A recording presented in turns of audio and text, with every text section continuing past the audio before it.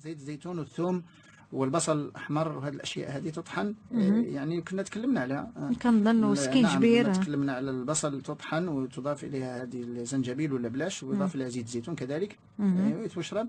هذه تحد من السعال والكحة، هذه اللي كنسميوها، وبخصوص في فصل البرد، لأن الناس هذو اللي كيكحبوا في فصل البرد كيولي عندهم مشكل كبير، لأن هذوك هذه الرئه ملي كيوصلها هذيك يعني الهواء بارد كيكون عنده واحد المشكل داخل، لان التمدد ديال الرئه هي هذيك الكحبه منين جايه، هذيك التمدد كيوقع بواحد السرعه، هذوك كيرجعوا كونتراكسيون وكتوقع هذيك هذا الكحه. هذا هو المشكل مزعجه.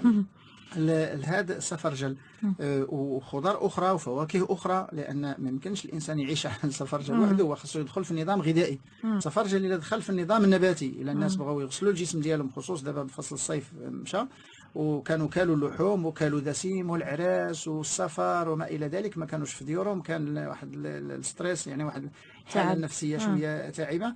فالان ممكن الناس يحبسوا دسيم حيواني، لحوم واجبان وهذه، ثم ياخذوا شربة الخضر، خضر مطحونه حتى وتكون كاع طيبه، وياخذوا عصير فواكه مع الماء بحال سفرجل. الان علاش؟ لان كاين غير الرمان والسفرجل دابا، كاين الرمان والسفرجل.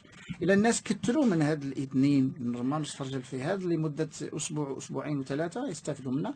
من بعد غادي يدخل البرتقال في شهر اكتوبر ان شاء الله، كيدخل بالمغرب، هو البلد اللي فيه البرتقال دائما، ولكن كيدخل يعني نوع المندرين كيدخل في اكتوبر. من بعد غادي يبداو الناس ياكلوا تاع الليمون والمسائل وهاد الاشياء اللي غادا تسخن، لان غادي يكون فصل البرد. ولكن الان يستافدوا الناس باش يغسلوا الجسم ديالهم من هذا العصير ديال السفرجل اللي يشربوه، كيغسل الجسم. وكي حتى العلاجات كيساعد، يعني الناس اللي كيتلقاو علاجات، بحال الناس اللي كيعملوا شيميوثيرابي، بحال الناس اللي كيعملوا هذه العلاجات الثقيله، ولا حتى الناس اللي عندهم ربو وكياخذوا كورتيكويدات ولا اشياء هكذا. هذا العصير ديال السفرجل هو كيدخل في الديتوكس، كيدخل في الكلينز وكيغسل الجسم جيد. ملي كيتغسل الجسم هذيك الادويه ولا هذيك العلاجات كتعطي المفعول ديالها يعني اكثر.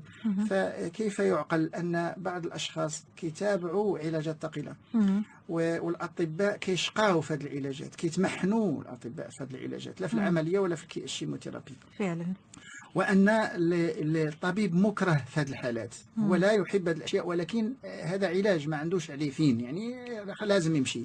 فلا يعقل الشخص يعمل شيموثيرابي هذه ويكون مازال ياكل اشياء سامه، هذه لا يعقل منطقيا. على الاقل باش العلاج ديالك يمشي، تطبخ في دارك، تطبخ في الطين وفي النحاس ولا في لينوكس، تطبخ بزيت الزيتون، تاخذ خضر، تاكل خضر طازجه، فواكه طازجه، وتاكل نظام نباتي، يكون عندك نظام نباتي، وتزيد عليه شويه سمك.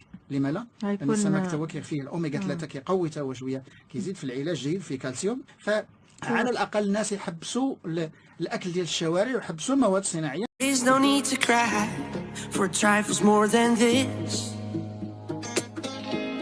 But you still recall my name and the month it all began. Will you release me with a kiss?